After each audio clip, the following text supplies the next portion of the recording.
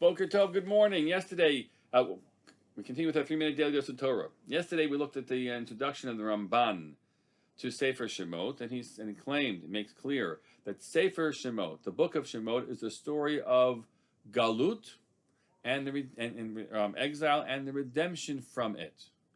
And he went on to say that towards the latter part of his teaching, that to a certain degree, we would not be considered redeemed until we got out of that wilderness. We returned to our land and to the high place and the status of our ancestors, which would mean really the story of exile.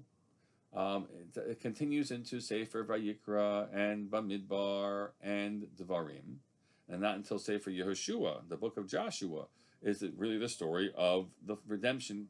There, we're still exiled without all of it, and yet he says the following.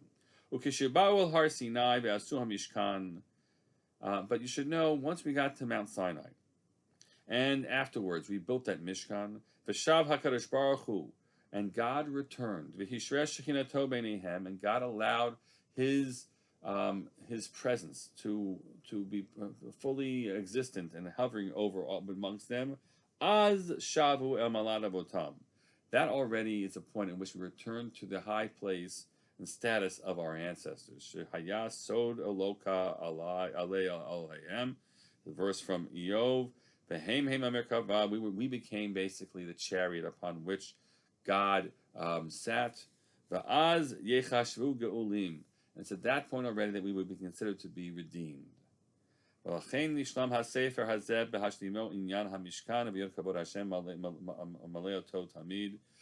why Sefer Shemot is the story of Exodus, and it needs to continue on until you follow along the whole Sefer. The first half of the Sefer is the story in Egypt, and then Bishalach, we finally emerge from Egypt, and then Yitro, we arrive at Mount Sinai, and we get the Torah, and then those parshiot which follow, which are really like a different story altogether, we would have said. That's the story of building the Mishkan, the tabernacle, and beginning of that service. That's more Levitical already to a certain degree. So, okay, that should be more by Yikra-ish.